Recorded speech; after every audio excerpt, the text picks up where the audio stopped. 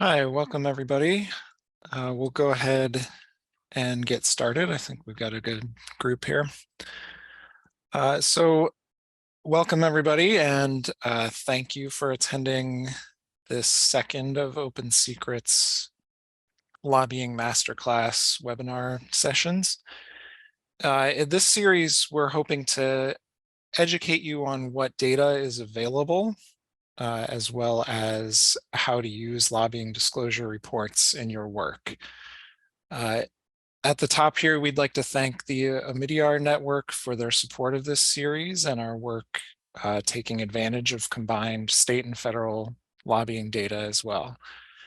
I am Dan Auble. I'm a senior researcher at OpenSecrets, and I manage our federal lobbying and revolving door projects. I'm joined today by Pete Quist, our deputy research director, who is an expert in disclosure of money in politics generally, and especially in the States. Also, thank you to Anna from our media team, who will kind of help make sure things run smoothly in the background and help us out with the Q&A at the end. Speaking of which, we will have time at the end for questions, so please do drop any you have along the way in the Q&A feature in Zoom. So for anyone who maybe is still unfamiliar with OpenSecrets, we are the leading money in politics data organization. We're nonprofit and nonpartisan. We collect disclosures from the federal government and the 50 states, ranging from campaign contributions to spending on ballot measures to lobbying and the revolving door, which will be our focus today. Today, we'll look at the lobbying activities of the healthcare sector, and we'll touch a little bit on the basics of lobbying data and what lobbying is, but I encourage you to watch our previous session for a more thorough introduction to the details of what lobbying is and what information about it gets reported where and how often, as well as a pretty good demonstration of OpenSecrets tools you can use to augment your stories or add context. I will briefly list the following sessions in August. On August 10th, we will focus on defense industry influence. Then in September, on the 13th, we will look at energy and environmental interests. On October 18th, we'll talk about big tech. And then on November 15th, we'll wrap up by looking at some social issues and other aspects of lobbying that are important or interesting, but don't quite fit into the other topics that we're covering. And with that, I'll hand it off to Pete to get us started. Hey everyone, so I'm Pete Quist, the Deputy Research Director here at OpenSecrets, and we will be focusing, as Dan mentioned today, on lobbying. So there are lots of different ways to engage in politics through financial means. In this case, we will be looking at specifically the efforts to lobby elected officials on Capitol Hill or in the state capitals. And so this is the idea of companies or unions or other organizations paying lobbying firms or lobbyists to go and lobby on their behalf on legislation. And that will be our primary focus here today. The regulations around lobbying, I'll touch on just briefly. Those vary quite a bit from place to place. So federal lobbying regulations are pretty robust in that there are requirements to disclose how much you're spending on lobbying as an organization or how much firms or lobbyists are getting paid. At the state level, that varies quite a bit. Different states get to set up different regulations for what constitutes lobbying, what kind of disclosure there is, and so forth. And the way that lobbying spending works is that almost all of the money spent on lobbying is actually what is being paid to the firms or the lobbyists by the organizations that are trying to influence policy. So, for example, how much an AT&T is paying a lobbying firm to represent them. The spending on things like luncheons or parking spaces for lobbyists or whatever is really a small percentage of the actual spending on lobbying, where we can see both kinds of spending, that compensation piece to the firms or the lobbyists versus the actual costs of engaging with elected officials by the lobbyists. We find that that compensation piece typically reflects around 90% of the money. In about half of the states, that compensation piece is not reported at all. And so it does severely limit our ability to collect this in those states. In fact, we don't collect lobbying spending in those states because it's a complicated data set for us to get. And trying to do that for a very small percentage of the money is just not feasible. I'll talk a little bit more about which states we have data available for as we go forward here. But this is our primary focus, is that lobbying aspect. I will be sharing with you all in an email following up on this a few different links to help you with different tip sheets kind of stuff. One of them will be our lobbying disclosure scorecard that we published just last year. I also want to mention that as attendees of this webinar, you are able to enter questions into the Q&A chat. So not the regular chat, but the Q&A box should be on your Zoom control panel. As we go forward with this webinar, please feel free to pop questions in there. We are going to do our presentation and then take those Q&A questions at the end. And we have Anna Masoli on here to field those for us after we get through, but we will have plenty of time for Q&A afterwards. And so we'll start going through those questions that have been coming in as we present. So feel free to add those in as we go. So as Dan mentioned, we'll be focusing here on healthcare and the pharmaceutical interests lobbying. We're going to start with their efforts at the federal level, and we'll talk about their efforts at the state level, and we'll talk about how those kind of look similar or different, what some of those patterns are, and the like. We'll be covering some of the power players, who they're paying, what kinds of effort, what kinds of policies they're working on, how we can determine what those bills or policy areas are, some of the challenges there, and so forth as well. So Dan, I will pass it back to you and allow you to share your screen here. Great, thank you. Well, I'll start by going back in time a little bit. About a year ago, we published a pair of studies under the name Layers of Lobbying, in which we use the pharmaceutical industry mainly as a case study to see how the strategies used at the state and federal level compare. One of our key findings there was that even though many of the companies and trade groups who spent the most were the same at both levels, the state and federal, they used local or specialty lobbying firms to do the work around the country.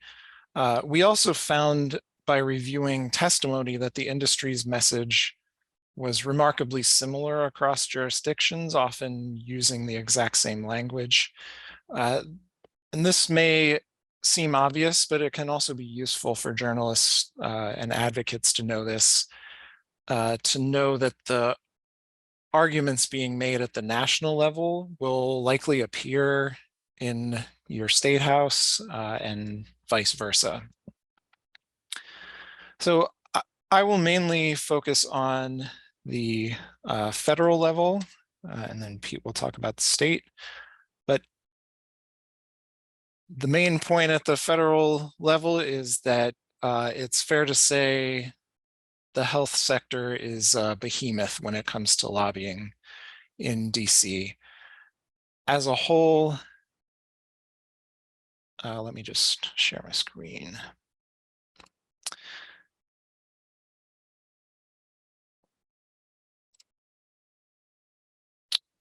Sorry. As a whole, the health sector tops the list in terms of spending.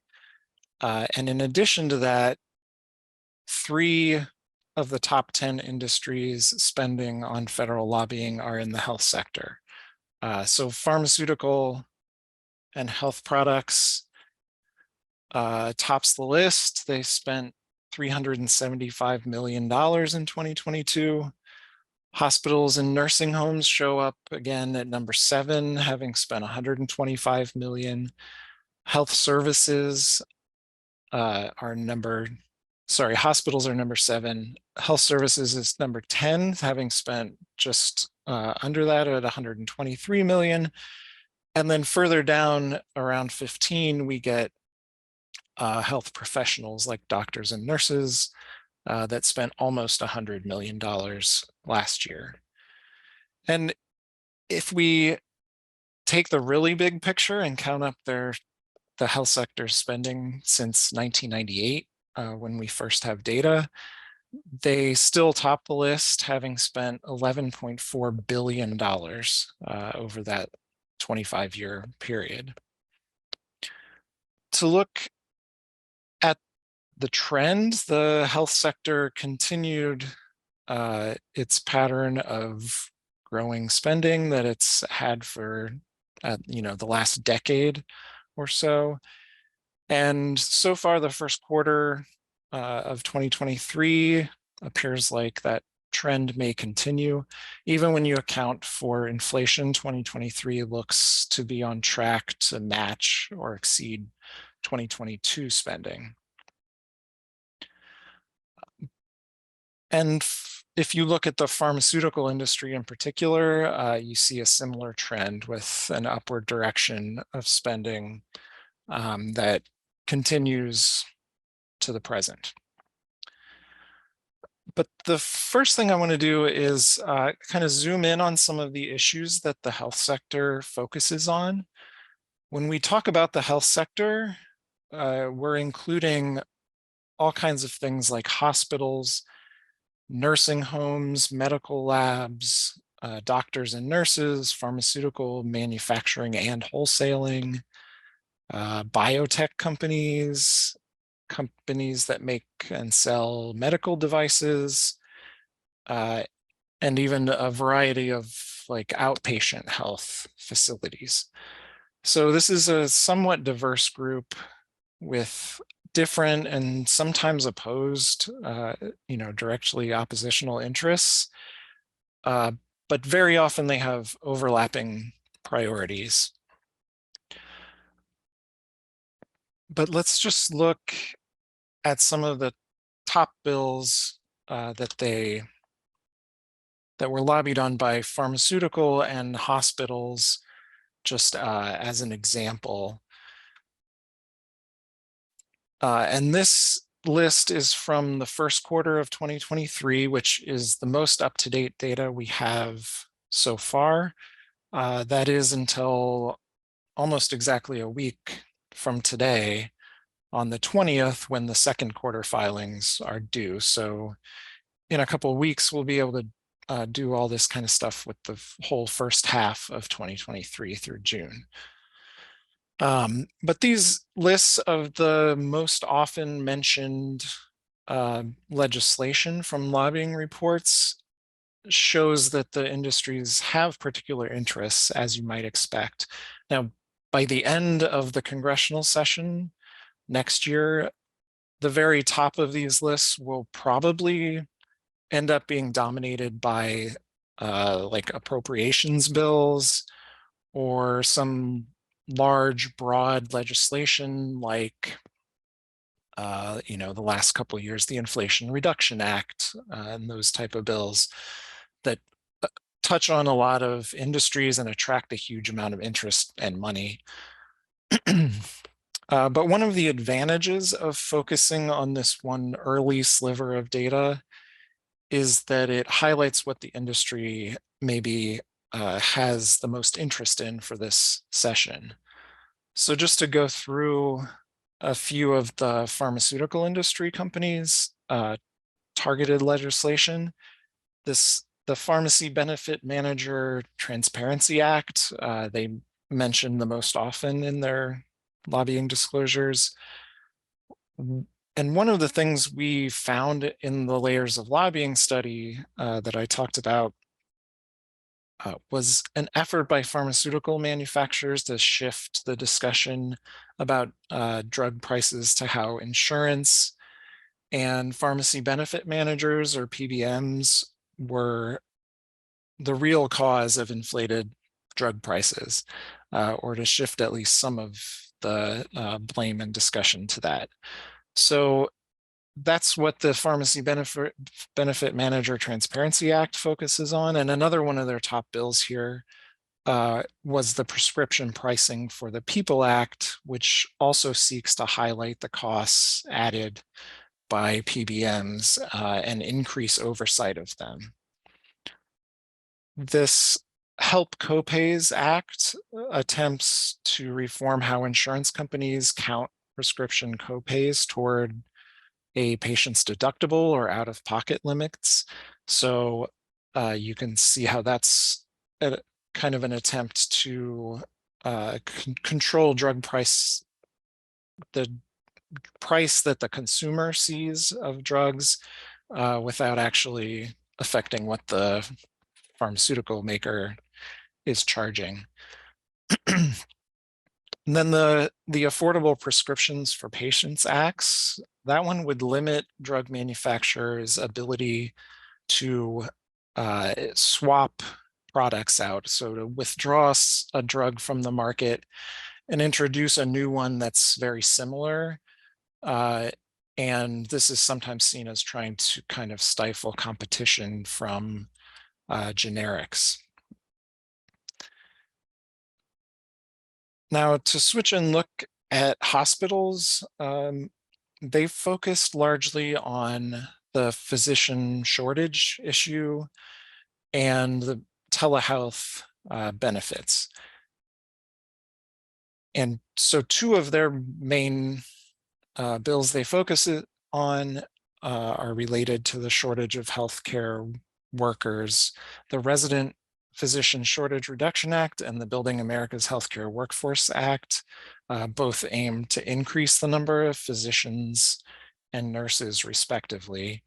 And then the Telehealth Benefit Expansion for Workers Act and the Keep Telehealth Options Act both aim to extend or keep the relaxed rules that were granted to telehealth or remote doctor visits under the COVID emergency. So looking at bills and issues lobbied is a good way to focus in on some of the most important topics as the industry sees it. And this applies for both individual companies and trade groups as well. To look at one of the biggest trade groups and dig into the information that we have on the website, we'll take a look at the Pharmaceutical Research and Manufacturers Association, which is far and away the biggest spender within pharmaceuticals. So to look at their profile, well, let's look at this list a little bit more first. Like, it's not uncommon for trade groups, and we see several of them here, to do a lot of the lobbying spending. A trade group is a good way to kind of pool resources, to focus on issues where there is agreement in the industry. And also it can provide a little bit of plausible deniability and, you know, remove that direct link of Pfizer making a lot of public statements on legislation, for instance, and you know, connecting the corporate name there. But you can also see that there's a bunch of individual companies that have multi-million-dollar lobbying budgets as well as pharma. But we'll look at pharma, and just for a little more context, we can look at the top spenders list. This is so far in 2023. You can see that Pharma, the trade group, is fourth in lobbying spending, and they're right behind Blue Cross Blue Shield and followed immediately by CVS Health and American Hospital Association and the American Medical Association, which just further illustrates the huge footprint that the health sector has in Washington. So the first thing you see on the pharma profile page is you can get an idea of some of their historical spending, if there are years that are stand out or as high spending years or low spending years. That should raise the question of like what kind of legislation or regulation was being considered that year, because often industries and individual groups will bump up their spending when something major happens. But the more interesting stuff is in these links up here right under their name. For instance, the hired firms will list for you who they're hiring, how much they're paying them. Many of these groups, including Pharma, have their own in-house lobbying teams. You can see here that they also have a strategy of hiring a lot of different lobbying firms, likely each with different connections as well as their own expertise on specific topics. But you can see that this is just the first 3 months of 2023, and they hire a few dozen lobbying firms at least. And they also hire, via those firms and their own team, they have over 150 lobbyists that they can send out to argue their case.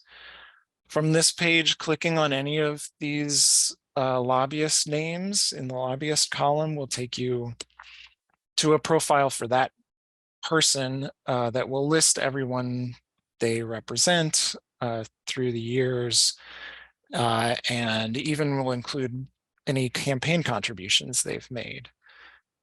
Clicking the little circular arrow icon will take you to their revolving door profile if they have been through the revolving door, meaning they have previously worked for the government.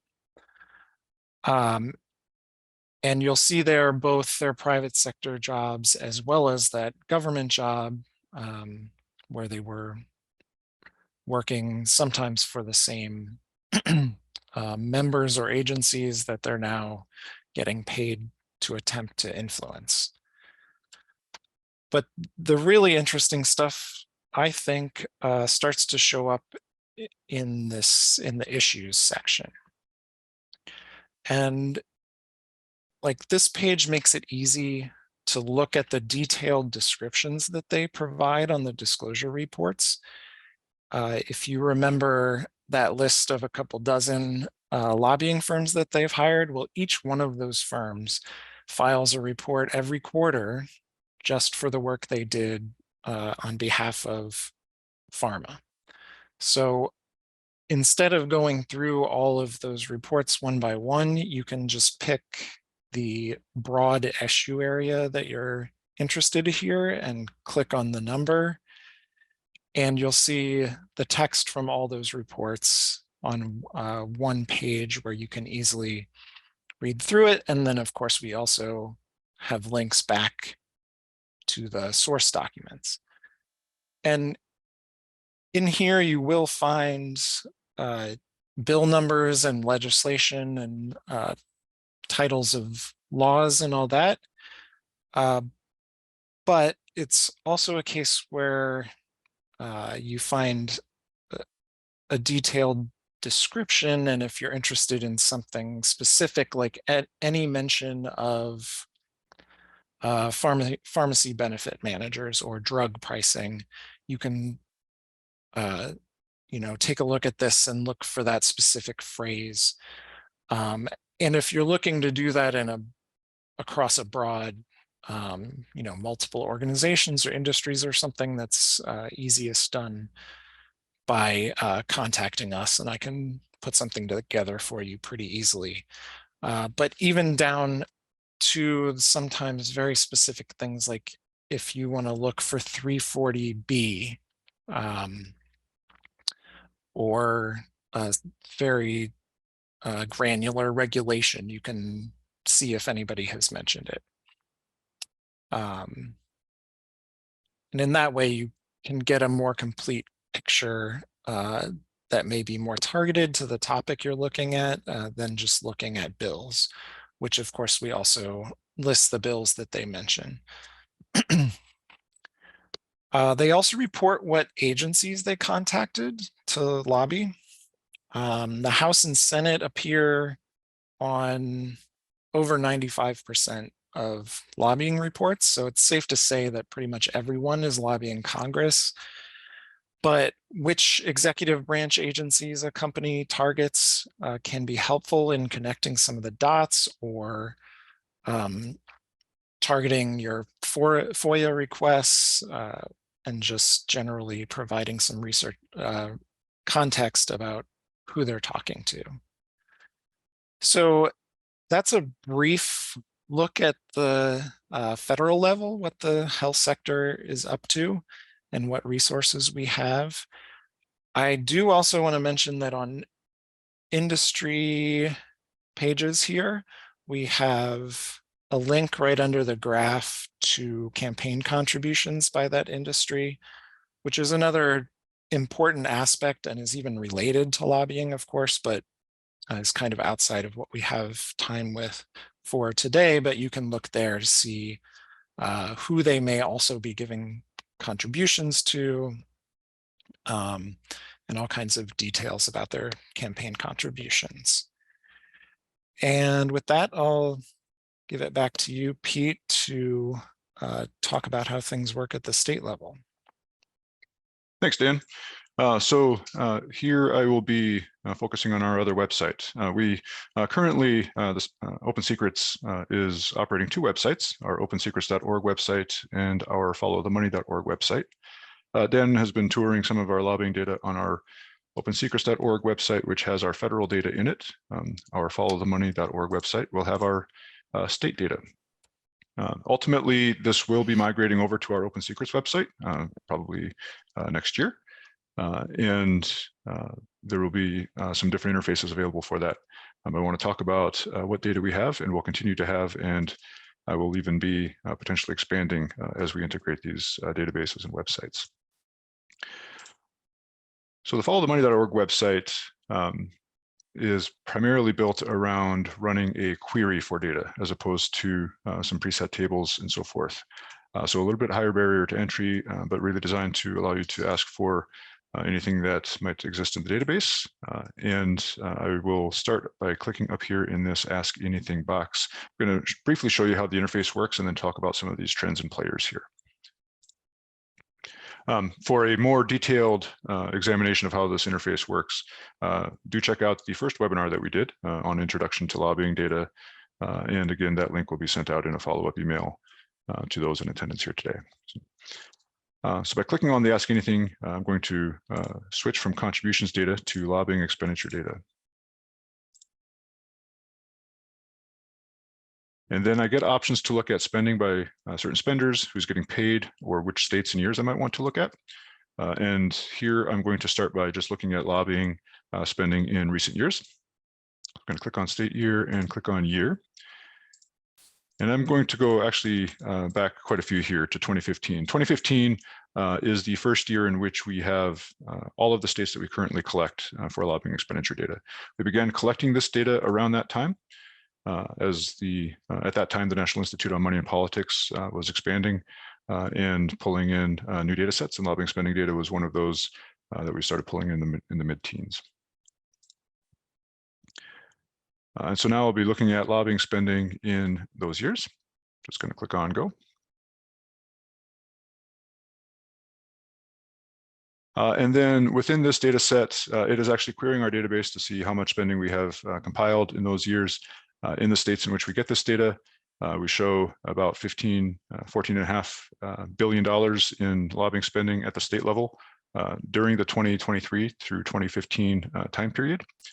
I'm going to then tailor this to looking at lobbying spending by the health industry. Although first I will highlight which states we have here. As I mentioned, not all states have meaningful lobbying disclosure in terms of spending.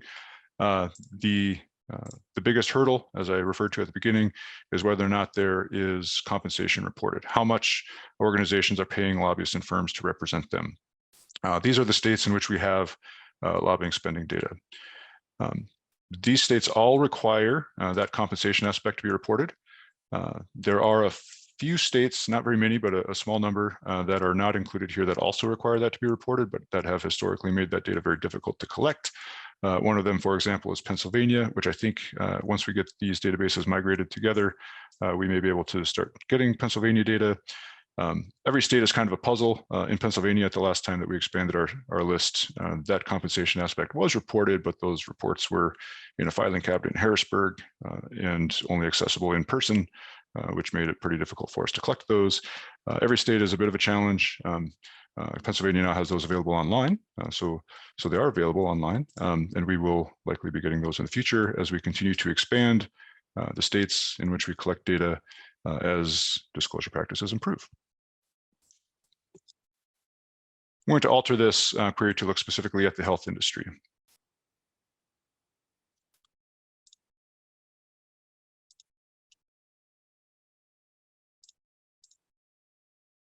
State level lobbying spending by health spenders in those years. The health sector is our largest spending sector at the state level, just as it is at the federal level. And so this is something that those two have in common. What we find is that health is consistently the top sector in lobbying at the federal level and at the state level overall among those states where we collect the data. Sometimes from state to state that will vary a little bit, but in general, it is the largest sector across jurisdictions. A little bit of a difference, however, is that while at the federal level, within that broad sector of health, and that includes all of those interests that Dan was referring to with pharmaceutical companies and healthcare institutions and health professionals like doctors and nurses and so forth. The pharmaceutical interests are by far the largest spender at the federal level, whereas at the state level, we find that hospitals and nursing homes and other healthcare institutions tend to be the biggest spenders here. This is a breakdown of the overall health sector spending at the state level in those states that I showed you over time. So we do see a little bit of up and down at the state level here. This healthcare has been obviously a big national issue for the last 10 years or so, starting even prior to the Affordable Health Care Act conversations of 2009 and 2010, but certainly since then, on a variety of fronts, as Dan mentioned, pharmaceutical pricing, other regulations related to other healthcare institutions. At the state level, this varies a little bit as some states will take up healthcare reforms and other states will not. So we see a little bit of up and down here as well. I'm going to take this full data set and just display it by the industry level classification. Our classifications on both websites have 3 tiers. So you have that broad sector. So in this case, it would be health. And then the industry classification will break things down by, for example, pharmaceuticals versus hospitals and nursing homes and health professionals and health services. These are the same labels that you saw in that table that Dan was showing of the industry level and having a look at where those ranked in with the federal spending. So as you can see, hospitals and nursing homes here are by far the biggest spenders within the health industry on lobbying at the state level. Sort of makes sense. A lot of the pharmaceutical regulations traditionally have been at the federal level, whereas hospitals, nursing homes, clinics, other healthcare institutions are often licensed by the states. And those regulations about how many doctors and nurses they have to have on hand and so forth are typically set at the state level. However, pharmaceuticals have become an increasingly important issue at the state level. as we've seen kind of a lack of movement in some areas of drug pricing controls efforts. Some of the states have started taking those up. And we examine that in those reports that Dan mentioned as well.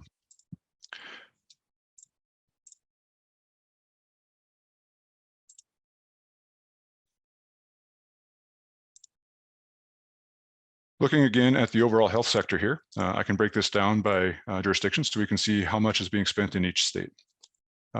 This is in part a reflection of whether or not states have been working on health care issues, and in part a reflection of whether or not organizations in the health industry are concerned that the states might be working on healthcare issues. And some of this lobbying spending, it's important to keep in mind, is actually meant to prevent legislation from being introduced or promoted. And so sometimes you'll see spending without a big flagship bill necessarily appearing in a state legislature. And then aside from that, in part, this is a reflection of expensive states. So California, Florida, New York, and Texas are often at the top of lobbying spending lists here, just because there is so much money involved in politics in general in those states, and in lobbying in particular as well. But you can get a breakdown here of the health sector spending across all these years that we've been looking at, totaled by state.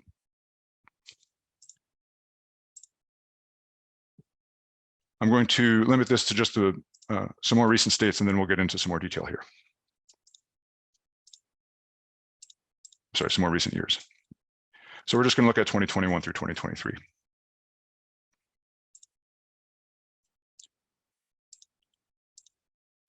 And we're going to dive into the pharmaceutical interests here. As I mentioned, although those healthcare institutions have traditionally been the largest spenders, pharmaceuticals are coming up. Let's have a look at what they're doing. So now we're looking at state-level lobbying spending by the pharmaceutical and health products organizations in recent years here. And we can click on this spender box to see who those big spenders are.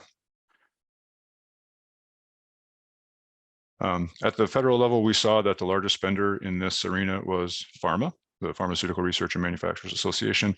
This is the biggest trade association related to pharmaceutical companies. Again, it is the largest spender at the state level as well. We do see some other very recognizable pharmaceutical company names. As Dan mentioned, trade associations are a great way for industry, this industry or other industries, to engage in politics without necessarily having specific company names associated with efforts. And we do see that at the state level as well to some degree. Obviously, Pharma is the biggest one, but we see the Pharmaceutical Care Management Association, Bio, which represents a lot of pharmaceutical companies as well. And then even a couple of other smaller ones. Association for Accessible Medicines represents generic drug companies. So a breakdown of who those major players are at the lobbying arena at the state level.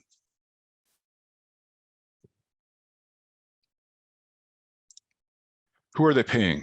To find that out, we can click on this recipient box. That one is actually a little bit slower to load, so I'm going to pull this up over here. And oops, that's the wrong one.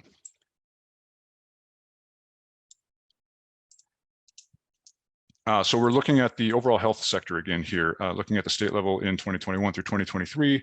Let's see who these recipients are. The top ones are kind of opaque. So the no disclosed payee and the in-house employee lobbyists, those are a couple of ways that states will tend to refer to lobbyists that work within the company that are not external firms or lobbyists. Oftentimes at the state level, if you are paying somebody within your own company to represent you, so like a vice president of government affairs or something like that, that recipient will be listed as an in-house lobbyist, or they will not have to list a lobbyist if it is internal. Other payments is going to be some of that piece of not compensation stuff. So some of the lobbying activity, parking spaces, some kinds of lunches and stuff that don't have to be itemized, just get thrown into other payments. As you can see, it is a relatively small portion of the overall money. That compensation really is the main piece, and all of the other dollar amounts that you're seeing here are those compensation pieces. You'll also occasionally see an organization paying itself. So the Greater New York Hospital Association, this is a case where this association is being paid by itself. That is another way that states will sometimes show in-house lobbying. But we see some firms show up here. So these are the firms that are getting paid the most at the state level by the health sector. And some of them will look a little familiar if you're used to federal lobbying. Some of them a little less. What we find at the state level for lobbying is that organizations, including organizations like this, will in this industry will hire firms that work in specific states a lot of the time, or in regions. Occasionally, you will find some firms that work both at the federal and state level, where that's really more of an exception in terms of the big state players and not the rule. So for example, Capital Advocacy LLP, this is a firm that specializes in lobbying in California. And many of these others are also focused on specific states as well. This really highlights the idea that firms are hired because of their connections and not so much because of their policy expertise. This is really about the companies controlling that message and then hiring the right people to get into the door to deliver it. And that's really important to keep in mind when you're looking at lobbying at the federal level, but also at the state level across states. We find that messaging is really quite consistent, regardless of who is doing the lobbying. I will highlight that this is in part because of the use of in-house lobbyists being such a major deal, but even when different firms are being hired to do the lobbying, that kind of messaging is really consistent. Dan mentioned that at the federal level, pharmaceutical companies have often expressed dismay at legislation that specifically targets pharmaceutical manufacturer drug pricing. There are other price points in the pharmaceutical flow, I guess. And a couple of those that Dan mentioned are pharmacy benefit managers and insurance companies. This is a pretty complicated issue area, right? So healthcare is a complicated thing. For those of you who may not be familiar with pharmacy benefit managers, they basically are middlemen between manufacturers and insurance companies. So they will create blocks of drugs that then get priced a certain way and marketed to insurance companies as blocks of drugs that can be covered. And they have financial incentives to try to suppress the manufacturer prices and then maximize the insurance prices that they turn around and sell to the insurance companies and create a price spread there, and that's where they get their money. And some of the, many of the state bills in recent years have specifically been focused on manufacturer drug prices. The manufacturer associations and companies have very specifically been lobbying, testifying on bills in those states and saying very consistently, we oppose this because it doesn't shine light on those other aspects. Now, if it did, would they still oppose the bill? I don't know. Is transparency on drug manufacturer pricing less offensive to manufacturers if there's also more light on other aspects? Hard to say, but that is the message that they're coming across with different states. I will also note that, as I said, regardless of who is representing them, the messaging is really consistent. I will note that Maine and North Dakota have recently had bills examining drug manufacturer prices. These are a couple of written testimonies submitted by Biotechnology Innovation Organization, representing quite a few pharmaceutical manufacturers. This was a North Dakota and Maine each had a bill a couple of years ago to shine more light on and sort of cap the manufacturer drug prices based on prices in other countries. So capping them at kind of a percentage of the prices in other countries. These two pieces of testimony look a little bit different to begin with. They tailor the beginning to that specific state's bill, but then afterwards they are essentially identical. And these are submitted by different people in each state. These are different representatives for the company, firms, and so forth. But so identical that even the font is the same. So this is a case where obviously Bio is creating that testimony and hiring local representatives to deliver it. This is really important because if you're covering organizations' influence or attempted influence on legislation, if you can see what they've done somewhere else, you already know pretty well what they're going to say in the jurisdiction that you're covering now, whether it's something that's been moving at the state level and is now being considered at the federal level, or vice versa, coming down from the federal level. Maybe there hasn't been activity and the states are starting to take things up. You can have a pretty good feeling about what those companies are going to say, right down to the words even sometimes. So. Some overall patterns that I think are worth taking away here are that our lobbying spending data shows a continuation of health constantly being the sector that spends the most on lobbying at the federal and state levels.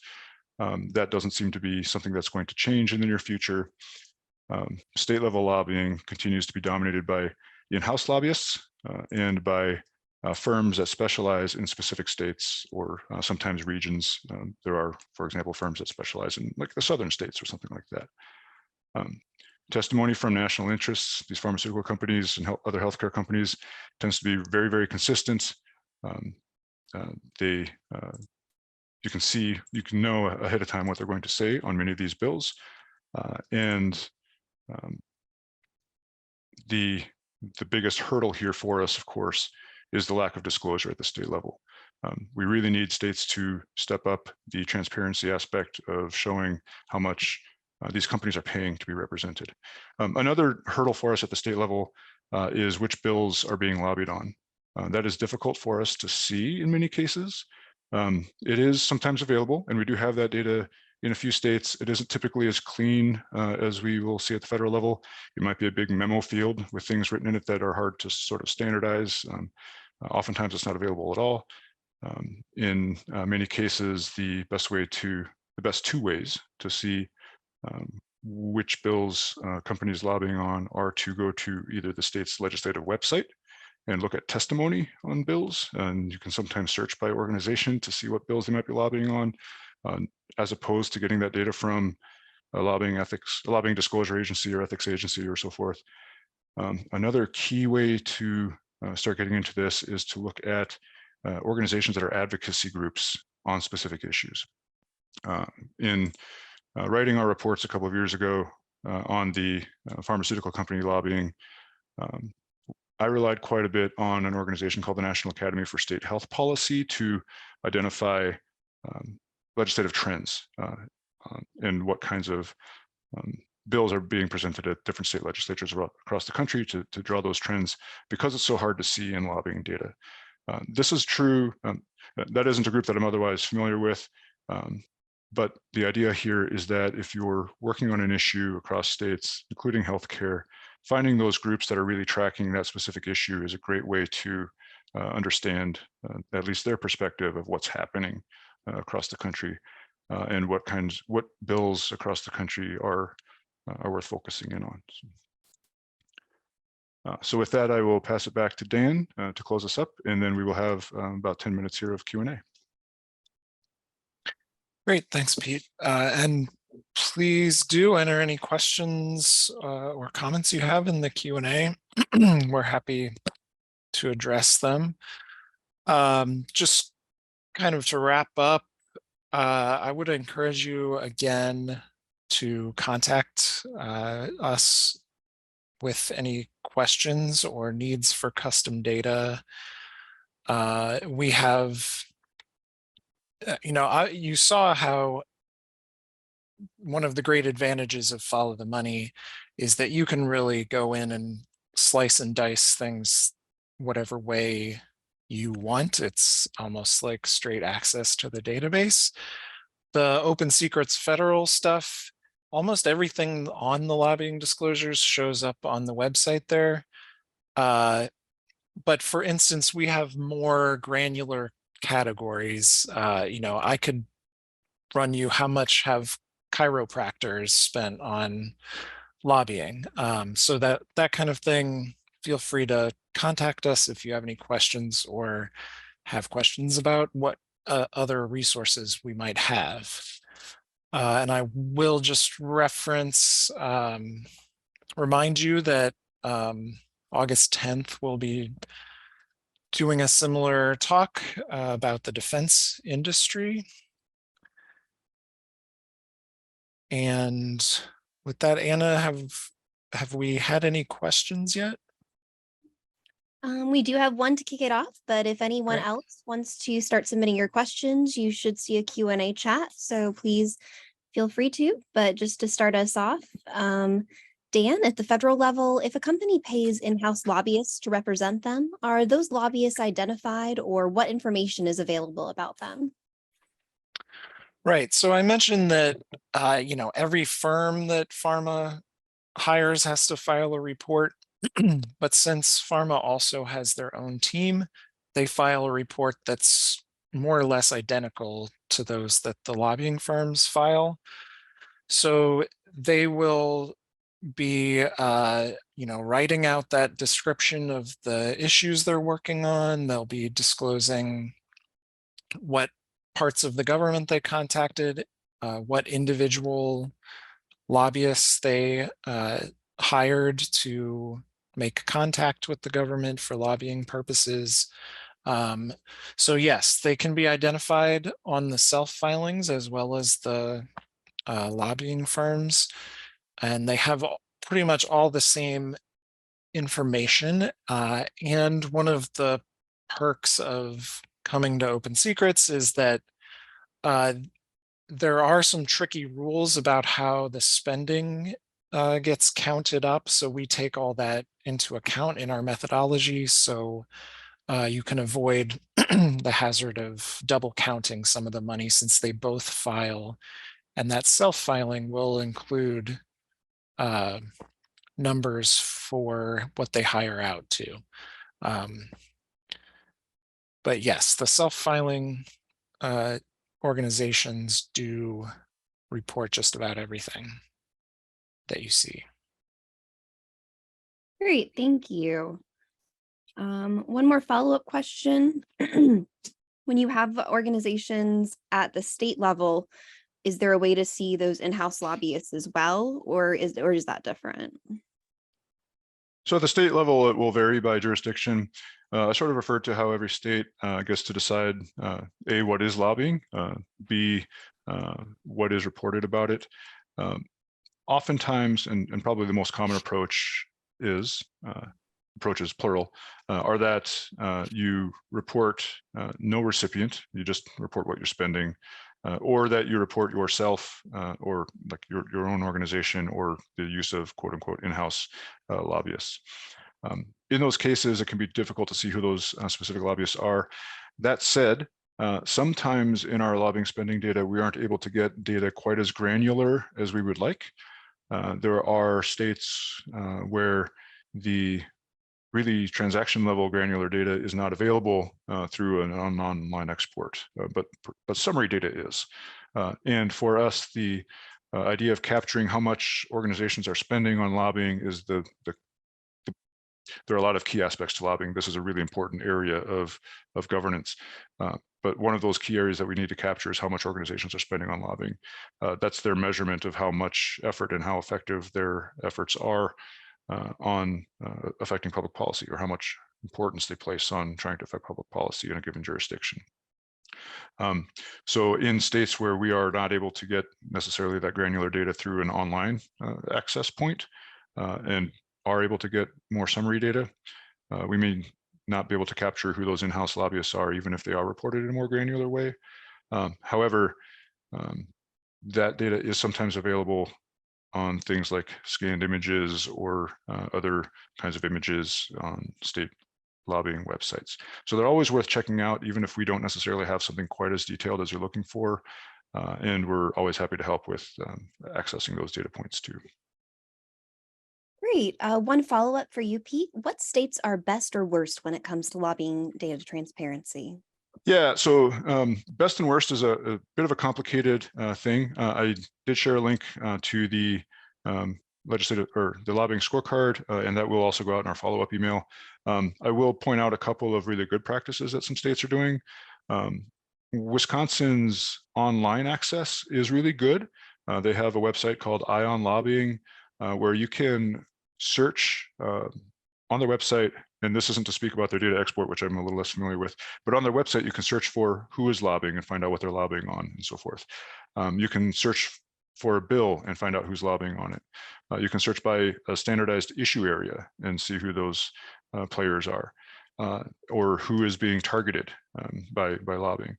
Their Eye on Lobbying website is really probably the top of the line online presentation of information around lobbying. That is not a state where we are able to collect that data through a data export necessarily. We don't have the bills in Wisconsin through the data export that we collect. But there are a couple of states that do provide something like that. California is one of them. California's system is becoming a little more antiquated. It was developed in 1999 and 2000. They are working on a newer one, but they do include in their data exports information about what bills and issues are being targeted in an unstandardized way, unfortunately.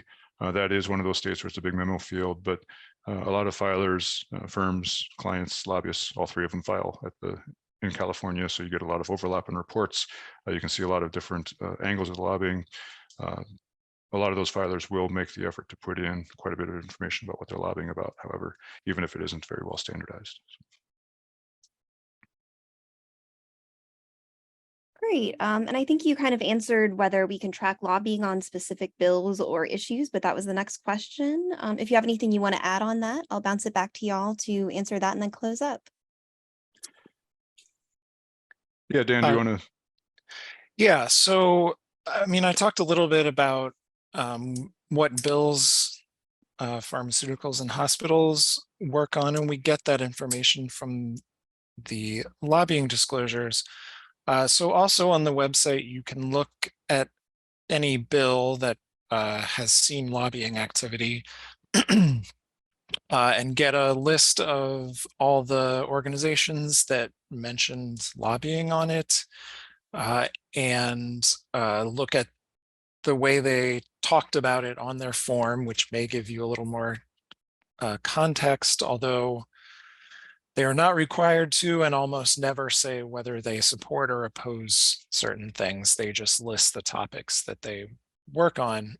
In addition, you can see who sponsored the bills and co-sponsored them and what individual lobbyists worked on them.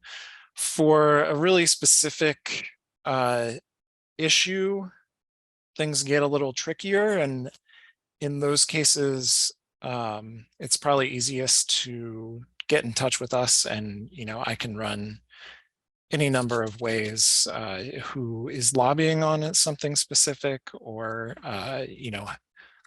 changes over time and how many different organizations were working on autonomous vehicles or something.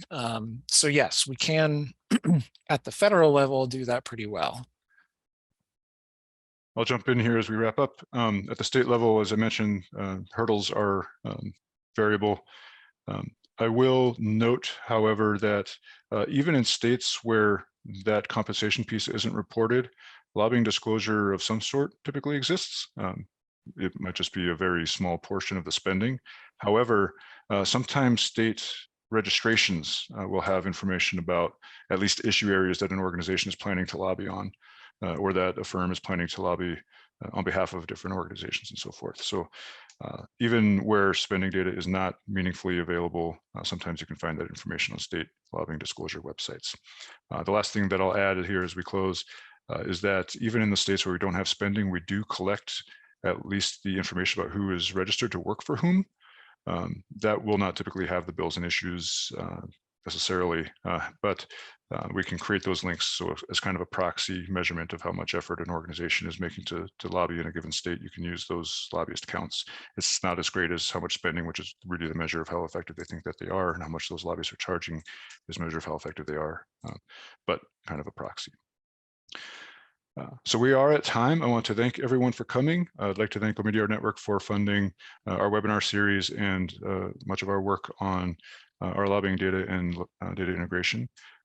And sign up for the next webinar next month, and we will see you then.